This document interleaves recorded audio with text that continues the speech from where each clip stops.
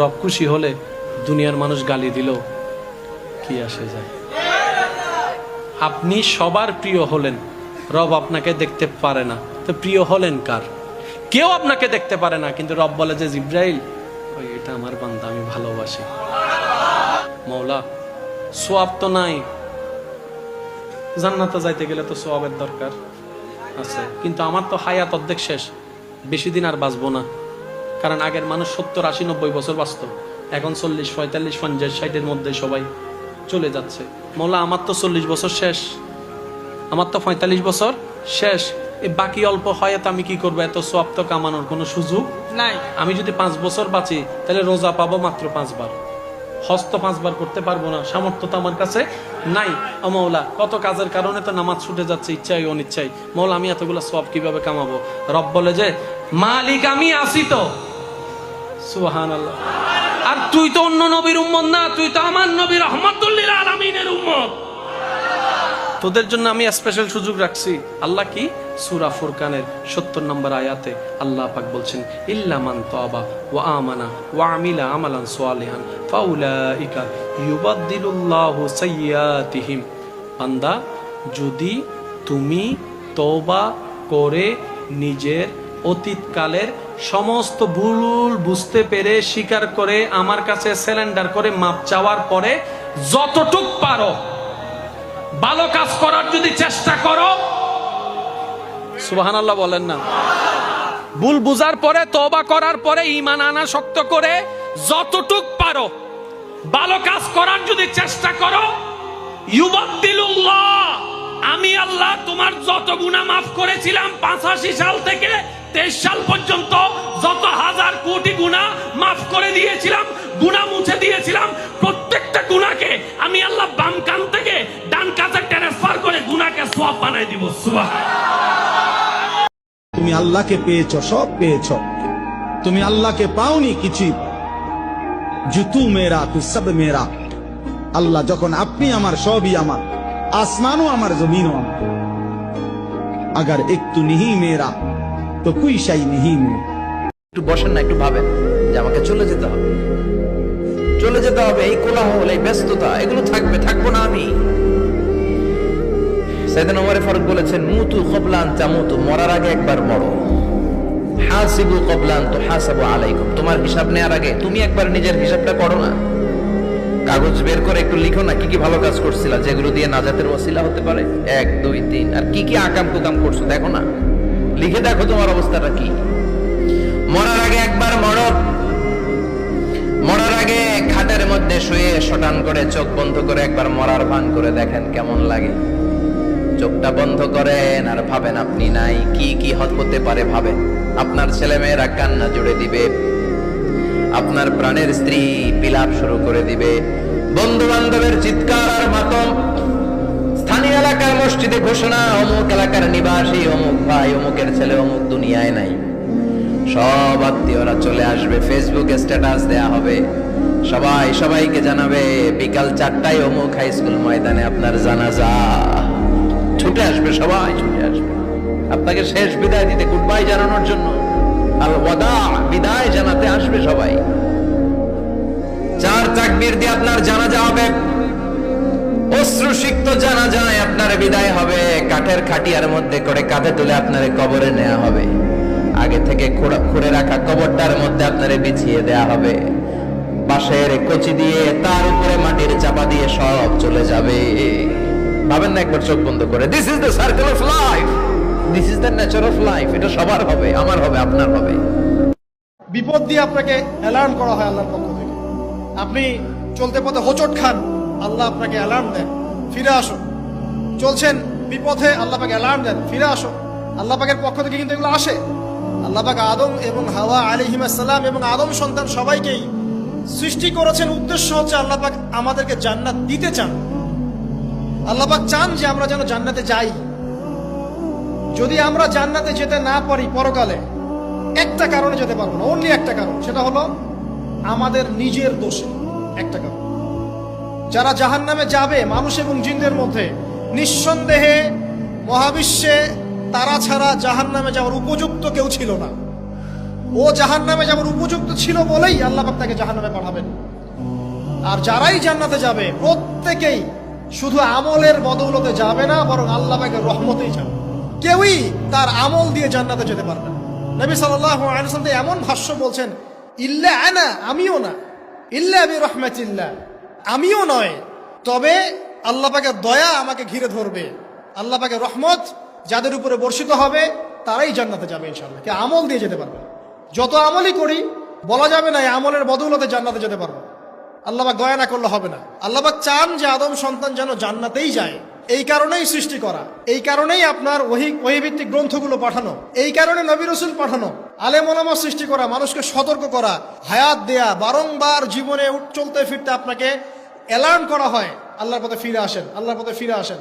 Alarm করা হয় না? বিপদ দিয়ে আপনাকে অ্যালার্ম করা হয় আল্লাহর পক্ষ থেকে। আপনি চলতে পথে হোঁচট খান, আল্লাহ আপনাকে অ্যালার্ম দেন, ফিরে আসো। চলছেন বিপথে, আল্লাহ পাকে অ্যালার্ম দেন, ফিরে আসো। আল্লাহ পাকের পক্ষ থেকে কিন্তু এগুলো আসে। অদ্ভুত একটা হাদিস বললাম, অদ্ভুত বলতে বলছি অ্যামেজিং হাদিস, যে একজন সাহাবী বলছেন, সালমান রাদিয়াল্লাহু আনহু, তিনি বলছেন যে যখন মুমিনের উপর বিপদ আপদ বালা মুসিবত আসে, তখন মুমিনের এই বিপদ আপদ বালা মুসিবত রোগ শোকের বদৌলতে আল্লাহ পাক তার গুনাহগুলোকে মাফ করে দেন এবং তার মর্যাদাকে বাড়িয়ে দেন, এবং সে আল্লাহর দিকে ফিরে আসার অনুশোচনা করার সুযোগ পায়। আর যখন কাফের মুশরিক বা ফাসেক মানুষকে এইসব রোগ ব্যাধি বিপদ আপদ বালা মুসিবত ঘিরে ধরে, তার দৃষ্টান্ত সেই উটের ন্যায় যে উটটাকে তার মালিক বেঁধে রেখেছে, এরপর ছেড়ে দিয়েছে। সে উটটা বুঝতেও পারলো না কেন তার মালিক তাকে বেঁধে রাখলো আর কেনই বা তাকে ছেড়ে দিল। কথাটা কি বুঝতে পারছেন? যারা আল্লাহ দ্রোহী, তাদের উপর যখন বিপদ আপদ বালা মুসিবত আসতে থাকে, তারা বুঝে না যে কি জন্য আসলো আর কেন চলে গেল। কিন্তু মুমিন ব্যক্তি যারা মুসলিম, আল্লাহর অনুগত, তাদের বিষয়টা হচ্ছে এমন বিপদ আপদ বালা মুসিবত রোগ ব্যাধি তাদেরকে আল্লাহর দিকে ফিরিয়ে নিয়ে আসবে। দেখুন, এই যে পৃথিবীতে নামিয়ে দেয়া, এরপর আল্লাহর পক্ষ থেকে ঐশী গ্রন্থগুলো পাঠানো। আমার জীবন থেকে একটা বছর চলে গেল, মানে আমি কবরের দিকে এক ধাপ এগিয়ে গেলাম। এখন এগিয়ে যাওয়ার খুশিতে আপনি আজকে উৎসব পালন করছেন। আস্তাগফিরুল্লাহ, কি বুদ্ধি মাথায় দেখেন। জীবন থেকে একটা বছর হায়াত কেটে পড়ে গেল, এটাতে সে খুশি হয়েছে এবং খুশি হয়ে সে উৎসব পালন করছে, কনসার্ট করছে, ঢাকঢোল পিটাচ্ছে, পিকনিক করছে। যারাই বিশ্বনবীর উপর দুরূদ পড়বেন, আপনার নাম সহ, আপনার বাবার নাম সহ, মালাইকাতুস সাইয়াহিন, একদল ফেরেশতা আছে শুধু রাউন্ড দেয় গোটা ওয়ার্ল্ডে। কারা বিশ্বনবীর উপর দুরূদ পড়েছে, এই দুরূদ নিয়ে, এই নাম নিয়ে বিশ্বনবীর কবরে তারা পৌঁছে দেয়। চিল্লায় পড়েন আল্লাহু আকবার। নামাজ পড়তে না পারার জন্য যখন আপনি অন্তরে খারাপ লাগা ফিল করবেন, বুঝে নেবেন আপনার নামাজ আপনার জন্য আস্তে আস্তে নিয়ামত হওয়া শুরু হয়েছে, নূর হওয়া শুরু হয়েছে। ক্ষমা করে দিতে আল্লাহর বড্ড ভালো লাগে। বান্দা আল্লাহর কাছে বারবার চাক, চোখের পানি ছাড়ুক, এটা আল্লাহ পছন্দ করে। চোখের পানির যে কত পাওয়ার আপনি কল্পনাই করতে পারবেন না। অনুশোচনার চোখের পানি, চোখ বেয়ে নাকের ডগা পেয়ে জমিনে পড়ার আগেই আল্লাহ এই বান্দারে মাফ করে দেয়। চোখের পানির বড় দাম, চোখের পানির মধ্যে বিশাল কারিশমা, এটা আল্লাহ খুব পছন্দ করে। 2 ফোঁটা পানি আল্লাহ পছন্দ করে। এক, জেহাদের ময়দানে শহীদের গা বেয়ে ঝরে পড়া রক্তের ফোঁটা। 2 হচ্ছে অনুতপ্ত বান্দার চোখের পানির ফোঁটা। তোমার বাবার চোখ বন্ধ হলে না বুঝবা দুনিয়া কাকে বলে। তোমার বাবার উপার্জন শেষ হয়ে গেলে না বুঝবা দুনিয়া কাকে বলে। তোমার কাঁধে যখন উপার্জনের দায়িত্ব আসবে তখন না বুঝবা দুনিয়া কাকে বলে, রোজগার কত কষ্ট। ডাক্তার বলে হয়তো বাচ্চা বাঁচানো যাবে, না হয় মা বাঁচানো যাবে। সবাই চিন্তা করলো মা বেঁচে থাকলে বাচ্চা আরো আসবে, সুতরাং মাকে বাঁচাও। সবাই বলে যে মাকে বাঁচাও, শ্বশুরি বলে মাকে বাঁচাও, দাদি নানি বলে মাকে বাঁচাও, স্বামী বলে মাকে বাঁচাও। ডাক্তার এবার মাকে জিজ্ঞেস করে, সবাই তো আপনাকে বাঁচাতে বলছে, আপনার মতামতটাও আমার একটু শুনতে ইচ্ছা করছে। মা বলে যে খবরদার, কারো কথা শুনিয়েন না, কারো কথা শুনিয়েন না, কারো কথায় কান দিয়েন না, কারো কথায় মন দিয়েন না, যে যাই বলুক। ডাক্তার গো, আপনি আমাকে না, আমার সন্তানকে বাঁচান, আমার সন্তানকে বাঁচান, আমার সন্তানকে বাঁচান। জগৎ বলে মাকে বাঁচাতে, মা বলে সন্তানকে বাঁচাতে। ও মা, তোর কি বাঁচতে ইচ্ছা করে না? বলে যে তো করে, কিন্তু সন্তানকে মেরে আমি বাঁচতে চাই না, আমি সে মা হতে চাই না, কারণ আমি সূর্যের আলো দেখিনি, আমি আমার সন্তান সূর্যের আলো দেখেনি, আমি তো দেখেছি চন্দ্র কেমন, আমি দেখেছি, আমার কলিজার টুকরা তো দেখেনি। ডাক্তার গো, যদি প্রয়োজন হয় আমাকে মেরে ফেলেন, আমার বাচ্চাকে বাঁচান। ও মা, পেটে থাকতো এত কষ্ট করলি আমাদের জন্য, জান মরণের সেই প্রশ্নের মধ্যে তুই মারে আমার পক্ষ নিয়ে তুই নিজে মরতে চাইছিস রে মা। কুল্লু নাফসিন যায়িকাতুল মউত, প্রত্যেকটা প্রাণীকে মৃত্যুবরণ করতে হবে। এই মৃত্যু সবার চেহারাকে পাল্টিয়ে দেয়, এই মৃত্যুর স্মরণ সবার অন্তর থেকে লোভকে বিদ্রুত করে দেয়, এই মৃত্যুর স্মরণ রাগী মানুষের রাগকে ঠান্ডা করে দেয়, এই মৃত্যুর স্মরণ অন্তর ফেটে যায়, বুক ফেটে যায় যখন পরিবারের কথা চিন্তা করা হয়। এই মৃত্যুটা বড় ভয়ানক হয়, হুলকুমে এসে যখন জান আটকে যায়, বের হয় না, বুক তৃষ্ণায় ফেটে যায়, পানি পান করার কোনো সুযোগ থাকে না, 7 সাগরের পানি দিলেও মনে হয় তৃষ্ণা মিটবে না, 1 চামচের পানি সেখানে তো কোনো খবরও করবে না।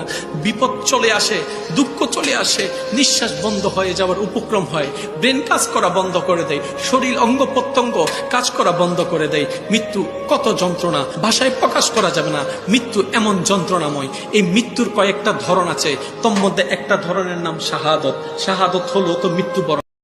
আপনার পিছনে যদি বদনামকারী লাগে, মুস্কি হেসে আলহামদুলিল্লাহ বলে ফেলেন, তাদেরকে আটকাতে যায়েন না, তাদেরকে বাধা দিয়েন না, তাদেরকে রাস্তা খুলে দেন, কর আরো কর, বিনা বেতনে পাবলিসিটি কর, হাইপার হইেন না, সাহস থাকলে সামনে আয়, এক বাপের সন্তান হইলে দেখা কর, দরকারই নাই। আল্লাহ আপনাকে বিনা যুদ্ধে জয় করতে চাচ্ছেন, আপনি কেন যুদ্ধ করে খামাকা শরীরে শক্তি নষ্ট করবেন? দরকার কি? ছেড়ে দেন না তাকে আপন হালতে। সে বদনাম করবে, আপনার গুনাহ নিবে, সে বদনাম করবে, নিজের সওয়াব আপনাকে দিবে, সে বদনাম করবে, আপনার প্রচার করবে, সে বদনাম করবে, আপনার নামটা যে জানে না তাকেও শুনাই দিবে। তো সে যখন বিনা বেতনে এমন কাজ করতে চাচ্ছে স্বইচ্ছায়, আবার অন্যদিকে ওয়াইলুল্লি কুল্লি হুমাজাতিল লুমাজা তার উপর আরপিত হবে, আপনার টেনশন কি? আপনার কাজ হচ্ছে রবের উপর ভরসা করে ধৈর্য ধরে বসে থাকা, আর কোনো কাজ নাই। করতে দেন দুশমনকে দুশমনের কাজ, করতে দেন আপনার চাচা জেঠাকে সম্পদ খাওয়ার কাজ, করতে দেন, করতে দেন। একদিন আপনার ধৈর্যটা রবের যদি পছন্দ হয়ে যায়, ইন্নাল্লাহা মা'আস সাবিরিনের নিয়ামত আল্লাহ আপনাকে দান করে দিবেন। 3 শ্রেণীর মানুষের জন্য নবী সাল্লাল্লাহু আলাইহি ওয়াসাল্লাম অভিশাপ দিয়েছেন। অভিশাপ, এক শ্রেণী তারা যারা বৃদ্ধ পিতামাতাকে পেয়েছে, তাদের সেবা যত্ন করে জান্নাত লাভ করতে পারে নাই। যে দৃশ্যটা দিন দিন বাড়ছে, পিতামাতাদের খেদমত করাটাকে এখন আমরা ফরজ বলে মনে করি না, বরং আমরা স্ত্রী সন্তানের খেদমতটাকে ফরজ বলে মনে করি। যত দিন যাচ্ছে দেখবেন বৃদ্ধাশ্রমের সংখ্যা বাড়ছে। বৃদ্ধাশ্রমের কোনো জায়গা নেই ইসলামে, বরং মায়ের পায়ের নিচে সন্তানের বেহেশতের কথা বলা হয়েছে। পিতার সন্তুষ্টিতেই সন্তানের জান্নাত জাহান্নাম নির্ধারণ হবে, এমনটা বলা হয়েছে। এই শ্রেণীর মানুষের জন্য অভিশাপ, ধ্বংস। নবী সাল্লাল্লাহু আলাইহি ওয়াসাল্লাম ধ্বংসের দোয়া করেছেন। আরেক শ্রেণী তারা যাদের সামনে নবী সাল্লাল্লাহু আলাইহি ওয়াসাল্লামের নাম উচ্চারিত হয়, তারা দরুদ শরীফ পড়ে না, সাল্লাল্লাহু আলাইহি ওয়াসাল্লাম এটা পড়ে না। জীবন চলার পথে এমন কারোর সাথে দিলকে এমন ভাবে লাগাবেন না যে সে চলে গেলে আপনাকে থমকে যেতে হয়, সে চলে গেলে আপনার জীবনের 24টা ঘন্টার রুটিন পাল্টাই যাবে। এমন কারোর সাথে দিল লাগানো যাবে না, কারণ আজকে যে ভালো কালকে সে খারাপ হতেই পারে। পরিষ্কার আকাশ মেঘলা হতে কতক্ষণ? ও মাওলা, এতদিন নিজের জীবনকে নিজের হাতে রাখতে চেয়েছি, বিবেক খাটিয়েছি, বুদ্ধি খাটিয়েছি, প্ল্যানিং করেছি, কিছু জায়গায় সফল হয়েছি, বেশিরভাগ জায়গায় ব্যর্থ হয়েছি। ভালোবাসলাম সুখের আছাই, লাভ থেকে বের হলাম, এখন কান্নায় আমার দিন কাটছে। মাওলা, আমার জীবন নিয়ে আমি আজকে থেকে আর ভাববো না, আমি তোমার রহমতের উপর ছেড়ে দিলাম, তোমার রহমতের উপর ছেড়ে। ফেরেশতা বলে, মাওলা ফজরের নামাজ সে পড়ে নাই, খাবার দিচ্ছ কেন? রব বলে, বান্দাটা তো আমার। আরে জন্মদাত্রী মা যদি 1000 ভুল করার পরও সন্তানে ওই রাতের বেলা দরজাটা খুলে দেয়, বাবার চোখে যেন না পড়ে, আঘাত যেন স্বীকার করতে না হয় শুধু পেটে রাখার কারণে। ওই ফেরেশতা, আমি তো আমার বান্দাকে নিজের কুদরতি হুকুম দিয়ে হাত দিয়ে সৃষ্টি করেছি, মায়া করে সৃষ্টি। রাস্তা দিয়ে যাওয়ার সময় যখন কবরস্থান দেখবেন, কখনো সময় পেলে 1 মিনিটের জন্য একটু দাঁড়াবেন, কবরবাসীকে সালাম দিয়ে একটু কবরের দিকে চোখ বুলাবেন, শুধু বলবেন, এখানে আমার কোন কবরটা, আমি যেখানে আজীবন থাকবো কোন কবরটা, কোন খালি কবরে জানি আমার চিরনিদ্রার জায়গা হয়, কত মানুষ হাঁটবে রাস্তায়, আমি উঠতে পারবো না, আমি উঠতে পারবো না, আমি আর আসতে পারবো না এই পৃথিবীর ধারে। চিরতরে চোখ বন্ধ হয়ে যাবে। বিশ্বাস করেন, কখনো দেখেছেন কিনা জানি না, মৃত মানুষ দেখলে পারলে একটু গোসল দিয়াতে সাথে থাকবেন কিংবা গোসল দিয়াবেন। পৃথিবীর সবচাইতে বড় অসহায় তখন আপনার সেই মানুষটাই মনে হবে যাকে আপনি গোসল দেওয়াচ্ছেন। আল্লাহ ভালো না রাখলে, আল্লাহ সুস্থ না রাখলে, আগামীকালকের ভোর যদি না ওঠে, দোস্ত আমার, সারাদিনে এক ওয়াক্ত নামাজ পড়লা না, দিন রাত মোবাইলে নারী ছবি অস্থির দৃশ্য দেখে রাতের 3টা পর্যন্ত ঘুমাইলা, এই ঘুম যদি না ভাঙে। আল্লাহ পাক বলে, বান্দা এই পৃথিবীতে টিকে থাকার জন্য তোর জন্য তুই একাই যথেষ্ট। আমি আল্লাহ তোকে সেভাবে তৈরি করে পাঠিয়ে দিয়েছি। তুই ভিক্ষুক হবি আমি রবের দরবারে। আমি তোকে কারো জন্য ভিক্ষুক হিসেবে বানাই নাই। কেন নিজের অস্তিত্বকে বিলন করে অন্যের কাছে ভিক্ষুক হচ্ছিস? কারো কাছে ভিক্ষুক হইস না, আমি রবের কাছে ভিক্ষুক হয়ে থাক। যে আমি রবের দরবারে ভিক্ষুক হবে, আমার নবী মুস্তাফার দরবারে ভিক্ষুক হবে, সে অন্য জায়গায় বাদশাহী করতে পারবে। সুবহানাল্লাহ। তোমরা আল্লাহ পাকের রহমত থেকে নিরাশ হয়ে যেও না। ইন্নাল্লাহা ইয়াগফিরুয যুনুবা জামিআ, আল্লাহ পাক চাইলে সমস্ত গুনাহ মাফ করতে পারেন। ইন্নাহু হুয়াল গফুরুর রহিম, তিনি হচ্ছেন পরম করুণাময়, অসীম দয়ালু। এত নামাজ পড়ে চাই, তুমি দিচ্ছ না কেন? রব বলে যে আমি তো জানি তোর জন্য ভালো কতটুক, কি পরিমাণ ভালো, কি ভালো। বান্দারে নিজের ভালো তুই বুঝবি না, তোর জ্ঞান দিয়ে তুই কি বুঝবি? 1 নাম্বার কিনতে যাইয়া বাজার থেকে অনেক সময় 2 নাম্বার জিনিসও তুই কিনে ফেলস। বারবার প্রতারণার শিকার হস। নিজের দুনিয়াতে চলার জন্য, দুঃখ শেয়ার করার জন্য কত জনকে বাছাই করে বন্ধু বানাইছস। 3 মাস পরে যেখানে স্বার্থ ত্যাগত লাগে, সেই বন্ধুগুলাও 2 নাম্বারই করে, বাটপারি করে, বেঈমানি করে। বান্দা তোর ভালো তুই বুঝবি না, তোর ভালোটা আমি রবের উপর ছেড়ে দে। মানুষের জীবনে যখন বিপদ আসে, মুসিবত আসে, অভাব আসে, দুঃখ আসে, মনে রাখবেন এটা হচ্ছে বান্দাদের জন্য সবচাইতে সহজ একটা আল্লাহর পক্ষ থেকে বড় নিয়ামত। কেমন নিয়ামত?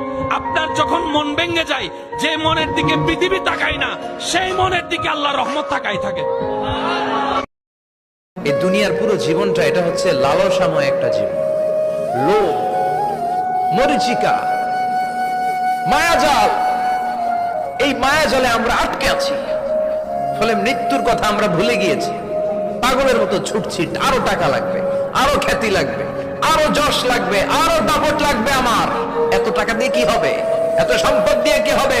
এত ব্যস্ততা দিয়ে কি হবে? তোমার স্টপ, থামুন, অনেক হয়েছে, আন্না। একবার নিজের মনকে প্রশ্ন করেন, বান্দা হিসেবে কখনো রবের সন্তুষ্টিকে চেয়েছেন? একবার কি বলেছেন, মওলা আমার উপর তুমি একটু সন্তুষ্টি হয়ে যাও, আমার উপর একটু তুমি রাজি হয়ে যাও?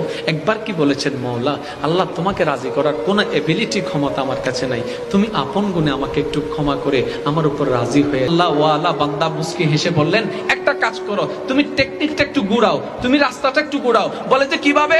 বলে যে তোমার বাবা দাদা যেদিকে মুখ দিয়ে চলেছে, তুমি সেদিকে পিঠটা দেখাই দাও, পিঠটা দেখাই উল্টা পথে হাঁটো, তোমার রবের রহমতের দিকে হাঁটো। যখন তুমি রবের রহমতের দিকে হাঁটতে থাকবা, অটোমেটিক তোমার চাওয়ার দুনিয়া তোমার পিছনে হাঁটতে শুরু করবে। হায় হায়, সব কিছু 24 ঘন্টা বুক করি আল্লাহর। হাট্টা গাট্টা সুস্থ যুবক, তুমি সুস্থ থাকো কি কইরা? একদিন তোমার কুদরতি ডায়ালিসিস বন্ধ করা দেখ, তুমি বিছনায় পড়ে। আল্লাহ তাআলা সুস্থ রাখতেছেন বলেই তো, আল্লাহ তাআলা হায়াত দিছেন বলেই তো, আল্লাহ তাআলা মাথা, চুল, হাত, শরীর, দেহ ঠিক রাখছেন বলেই তো আপনি পারতেছেন কর্ম করতে। তো সেই মালিককে কেন সেজদা দেন না? কেন দেন না? আল্লাহ তাআলা তো বলছে, বান্দা তাকওয়া বুঝায় না দিলে আমি জান্নাত দেব না। তো সেজদাবিহীন জান্নাতে যাবেন কেমন? আল্লাহর হুকুম না মানলে আমরা জান্নাতে যাব কিভাবে? আর জান্নাতে না গিয়া কবরের 1 সেকেন্ডের আযাব সহ্য করবেন। মানুষের জীবনে যখন বিপদ আসে, মুসিবত আসে, অভাব আসে, দুঃখ আসে, মনে রাখবেন এটা হচ্ছে বান্দাদের জন্য সবচাইতে সহজ একটা আল্লাহর পক্ষ থেকে বড় নিয়ামত। কেমন নিয়ামত? আপনার যখন মন ভেঙে যায়, যে মনের দিকে পৃথিবী তাকায় না, সেই মনের দিকে আল্লাহর রহমত তাকাই থাকে। প্রত্যেক মুসলিমকে আল্লাহ জিজ্ঞাসা করবেন 5 ওয়াক্ত নামাজ ফরজ করেছিলাম, নামাজ পড়ো নাই কেন? ঠিক মতো পড়েছো কিনা? প্রত্যেক ধনীকে আল্লাহ জিজ্ঞাসা করবেন দাঁড় করিয়ে করিয়ে, এক একজন করে, একসাথে 10 জন না, একজন করে আসবে, একজন করে। এই আব্দুল্লাহ তুমি আসো, এই আব্দুর রহমান তুমি আসো, এই ওবায়দুল্লাহ তুমি আসো, এই রহিম তুমি, আব্দুর রহিম তুমি আসো। এক একজন করে আল্লাহ ডাকবেন, বলো তোমাকে ধন দিয়েছিলাম, কি করেছো? বলো তোমাকে ইলম দিয়েছিলাম, হক আদায় করেছো কিনা? বলো তোমাকে ক্ষমতা দিয়েছিলাম, কি করেছো? আমি জানি না আর কিভাবে ওয়াজ নসিহত করলে মানুষের কলিজার মধ্যে ঢুকতে পারে, আমার জানা নাই। এই ফেরেশতারা, এই বেঈমানের কবরের মধ্যে জাহান্নামের বিছানা বিছায়া দে, তার গায়ে জাহান্নামের পোশাক পরায়া দে, ওয়ালবাসুহু মিনান নার। এরপরে নবী বলেন, কবরের মাটি তাকে প্রথম মিনিটেই ডান দিকের মাটি একটা ধাক্কা মারবে, বাম দিকের মাটি ডান দিকে চলে আসবে, ডান দিকের হাড্ডি পাথরের হাড় ভাঙ্গা বাম দিকে যাবে গা। মসজিদের ওই লাশের খাট তোমার অপেক্ষায়, আর তুমি রয়েছো দুনিয়ার রং তামাশায়। মসজিদের লাশের খাটটি তোমার অপেক্ষায় যুবক, কিন্তু তুমি রয়েছো দুনিয়ার রং তামাশায়। আল্লাহর কথা কি মনে পড়ে না? কবরে এসে প্রথম প্রশ্ন করবে মুনকার নাকির, যখন চলে আসবে 40 কদম, যখন আত্মীয় স্বজনরা লাশটাকে কবরের মধ্যে দিয়ে 40 কদম চলে যায়, তখনই ফেরেশতা চলে আসে। এসেই পরীক্ষা শুরু, মার রব্বুক, তোর রবের নাম কি? আমরা বলবো রব্বি আল্লাহ। দ্বিতীয় প্রশ্ন, ওমা দীনুক, তোমার ধর্মের নাম কি? আমরা কি বলবো? তৃতীয় প্রশ্ন, বিশ্বনবীর চেহারা দেখিয়ে বলা হবে আতারিফু হাদার রাজুল, এই লোকটারে চিনো নাকি? আমরা বলবো চিনি, আমাদের প্রাণের নবী। সব প্রশ্নের উত্তর তুমি পেরেছো। ফায়ুফসাহু লাহু কবরুহু 70 যিরান, আপনার কবরটারে 70 হাত লম্বা করে দেয়া হবে। ওয়ায়ুফতাহু লাহু বাবুন ইলাল জান্নাহ, আপনার কবর থেকে জান্নাতের দিকে দরজা খুলে দেয়া হবে। ওয়ায়ুলবাসু মিন লিবাসি আহলিল জান্নাহ, জান্নাতের 2টা রেশমি কাপড়ের পোশাক এনে আপনারে পরিয়ে দেয়া হবে। আর বলা হবে নাম কানাউমিল আরুস, ঘুমাও, তোমাকে লম্বা সময় পাড়ে দিতে হবে, ঘুমাও। কানাউমিল আরুস, যেমনি বর বাসর রাতে আরামসে ঘুম দেয়। কিয়ামতের জন্য ইসরাফিলের সিংহায় যে ফুৎকার আছে, ওই ফুৎকার ছাড়া কোনো কিছুই তোমার ঘুম ভাঙাতে পারবে না। আল্লাহ, আমরাও যেন 4টা প্রশ্নের উত্তর দিয়ে লম্বা একটা ঘুম দিতে পারি, পড়ে না আমিন। বান্দা যখন নামাজে দাঁড়ায় তখন সে নিজের রবের সামনে গিয়ে দাঁড়ায়। বান্দা যখন সিজদা দেয় কপালটা জমিনে দেয় না, রব্বুল আলামিনের কুদরতি দরবারে গিয়ে দেয়। বান্দা যখন আলহামদুলিল্লাহ রব্বিল আলামিন পড়ে, তখন সেই বান্দার সে তেলাওয়াতের উত্তরে রব্বুল আলামিন হামিদানি আব্দি বলে উত্তর দিয়ে কথা বলেন, সুবহানাল্লাহ। বান্দা যখন রুকুতে গিয়ে সুবহান রব্বিয়াল আযীম পড়ে, তখন তার জীবনের গুনাহগুলা তার পিঠের উপর বোঝা হয়ে যায়। যখন সে সামিআল্লাহু লিমান হামিদা বলে উঠে, সেই গুনাহগুলা ঝরে পড়ে যায়। সেই গুনাহ ঝরে পড়ে গেলে আপনি পবিত্র হয়ে যাচ্ছেন, নেককার হয়ে যাচ্ছেন। নামাজে দাঁড়ালে আপনার সওয়াব বাড়তেছে, নামাজে দাঁড়ালে আপনার গুনাহ কমতেছে। আল্লাহ, এখানে যেমনি তোমার কোরআনকে সামনে নিয়ে আমরা একসাথে বসেছি, জান্নাতুল ফেরদাউসের ভিতরেও তুমি আমাদেরকে একসাথে থাকার তৌফিক দিও। আরো জোরে পড়েন আমিন। এখন কি চমৎকার জান্নাত আল্লাহ তাআলা মুমিনদের জন্য তৈরি করে রেখেছে, শুনতে মনে চায়? শুনবেন কেমন জান্নাতে আমরা থাকব। আপনাদের এই স্যাক্রিফাইস, আপনাদের এই কষ্ট, আপনাদের এই ত্যাগ তিতিক্ষার বিনিময়ে কি নিয়ামত আল্লাহ তাআলা আপনাদের জন্য প্রস্তুত করে রেখেছে, এটা কি শুনতে মনে চায় না? আজকে আমরা কোন জান্নাতে ঢুকবো, আল্লাহর কাছে কোন জান্নাত চাইবো, জান্নাতের কোয়ালিটি গুলো কেমন, এই জান্নাতের ব্যাপারে আল্লাহ তাআলা কোরআনের ভিতরে কি কি বলেছেন, জাহান্নামের ব্যাপারে কি কি বলেছেন, সব শুনে যাব ইনশাআল্লাহ। পড়েন আর জোরে পড়েন ইনশাআল্লাহ। রব্বুল আলামিন বলেন, ফালা তা'লামু নাফসুম মা উখফিয়া লাহুম মিন কুররাতি আ'য়ুনিন জাযাআম বিমা কানু ইয়া'মালুন। মুমিনদের জন্য এত চমৎকার জান্নাত আমি তৈরি করে রেখেছি, কোন মানুষ কল্পনা করতে পারে না কত সুন্দর জান্নাত তাদের জন্য অপেক্ষা করছে। সুবহানাল্লাহ।